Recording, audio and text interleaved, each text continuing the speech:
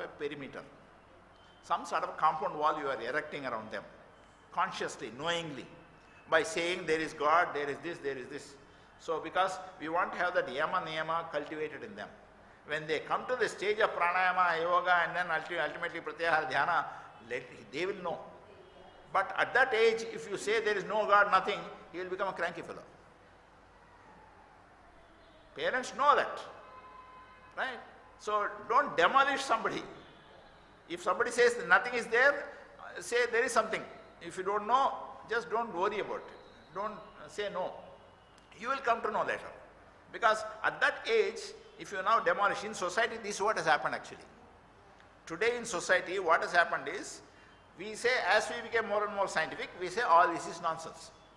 Right? All this is nonsense. When all this is nonsense, typically, several societies, let's say Tamil Nadu, I'll take an example, all these cases, DK, DMK, several cases, since I was born and brought up there, I know. What they did was, they said God is not there. It's theists. In the old days, we had them called Charuvakas. It is not nothing new. Even in the Vedic days, they were called Charuvakas. But when you demolish and say there is no God, that means you demolish a higher authority, right? You say there is no higher authority. When the higher authority is removed, next higher authority is who? Parents. God as a higher authority you remove, you don't have to listen to him, you don't have to bother about him, you throw chappal at him, fine. Next higher authority what? Parents. Finish. If you don't listen to parents, then what happens? What the West is facing today. What the West is facing is that the moment you are trying to remove certain authority, when you become aged, when you become knowledgeable, when you become a true yogi, then you know all this is not there, fine. But before that, in order to have yama niyama practices, so that your body is not spoiled, you say, there is nothing wrong, I will drink, I will do whatever I want. And often people say, youngsters, what do they say? I have a free will, I will do what I like. Are you really having a free will? Does a man have a free will? He thinks he has a free will. Already this chip is implanted, right? It is already screwing this fellow up. This has got that limited processing capacity, that has got that limited hard disk capacity. It can only think that way, and that fellow keeps on saying, I have a free will, I will do what I like.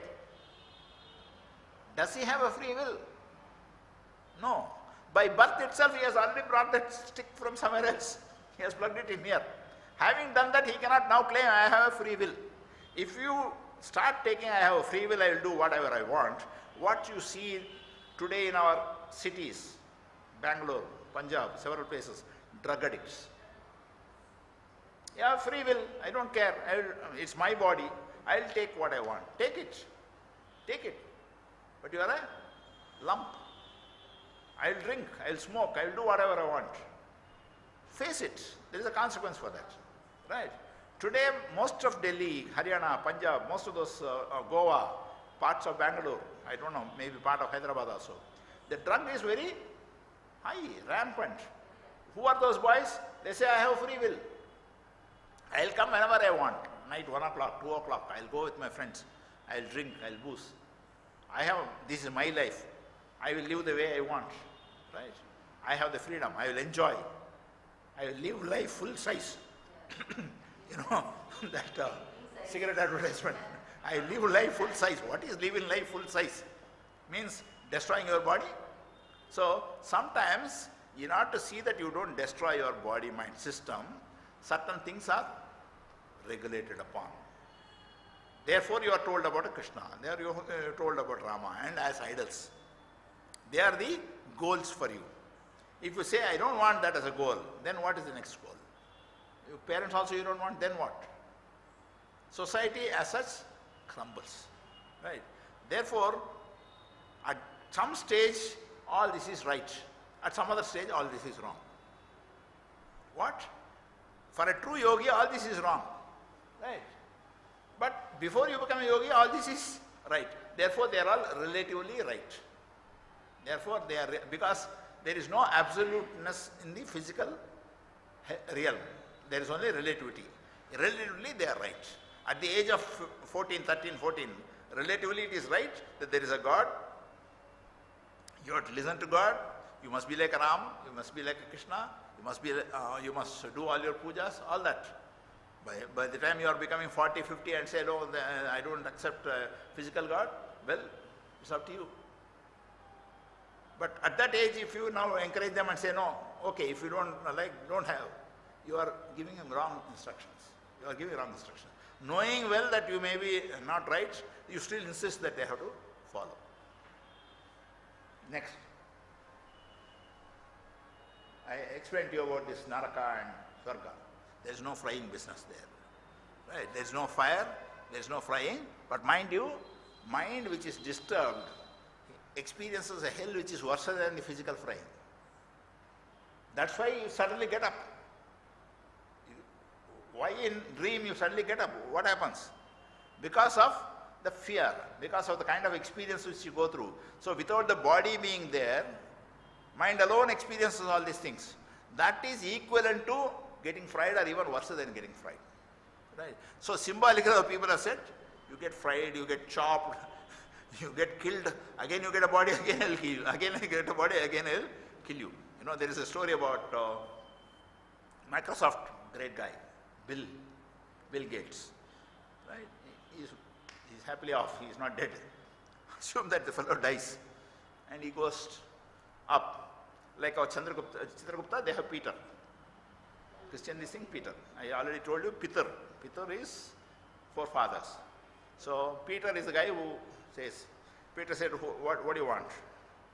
Oh, well, I have come from earth, I am so and so and all that. Okay, he called his assistant and said, show him all that. So, where do you want to live? Now that you have come to this place, Ireland, where do you want to live? They showed a nice beach and lots of good food and nice girls and all those things and said, this is a place where you can live. And he also shows some bad places. And he says, all right, I'll live there. He was given a choice. So Bill Clinton was sent. Already Peter has said, send him there. And when he went there, he found he was getting fried. He said, what is this nonsense? You showed me such beautiful thing, and now I am actually facing this. He says, that is a trial version. Trial version. And this is the actual version. You know, Bill Gates gives a trial version initially. Yeah. Right? And the actual version is bad. We don't. So in the software parlance they say, right? But anyway, that apart, there is no such versions. All those versions are what the mind is supposed to go through. The mind goes through that individually, independently. Sometimes dead people are known to be flying over tops of houses. They just fly. Where they are flying, they don't know. There is no such attention. Some people have experienced it in life also. Sometimes in dream, you suddenly start flying around on top of the house. Suddenly there is an electric line, you still fly on that and nothing happens. You park somewhere, you stay somewhere, and still you don't have any relationship there. But you go through all these things, right? So maybe the dead person's mind goes through several of these things. What all it goes through once the body is not available, we do not know. So prana, where it goes, it remains same. Prana and mind are interlinked, they are connected, they are same, one and the same. Therefore, it goes through certain turbulences.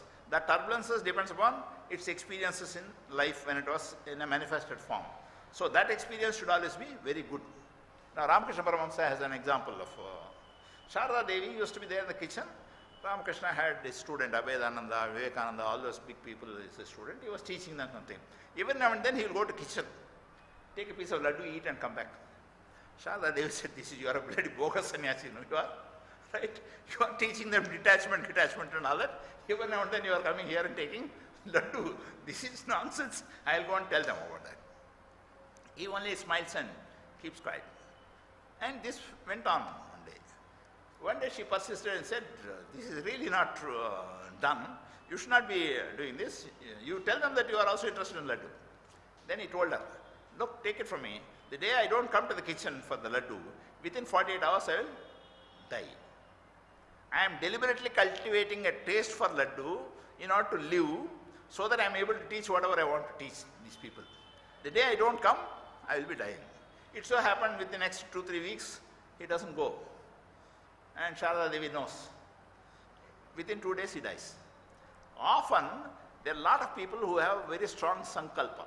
Why our politicians don't die? Every politician thinks someday he'll become a prime minister of this country. Right? They have very long life. They don't easily die. Those who have very strong will, they say, yes, I want to achieve this. I want to, because our friend has not come today. So he said, I have goals, I have ambitions. Have it. Preferably have right type of goals, which is not binding you too much. Right? If you are not going to achieve it, doesn't matter, leave it. But have goals. Because often your desire to achieve all these things enhances your lifespan also. Your desire, those who are, yeah.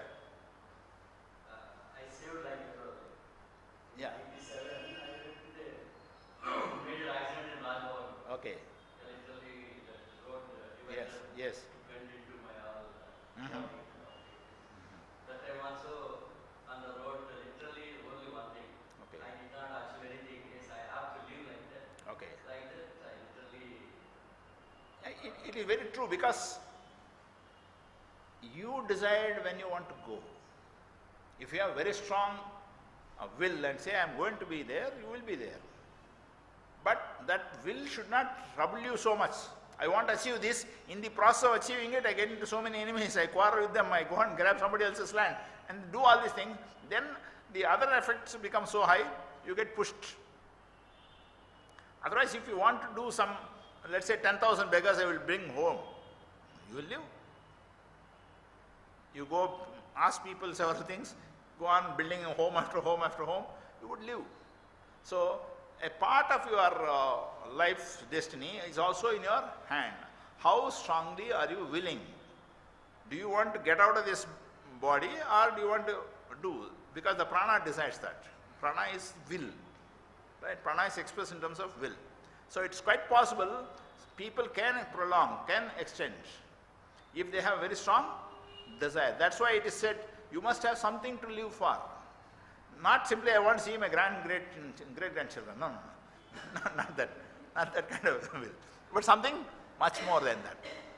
Simply saying, I want to live till 100, that's no use. But I want to achieve this, I want to do this. That certainly propels, that gives you that kind of an energy to live, which activates maybe all your chakras, whatever we've seen. Next.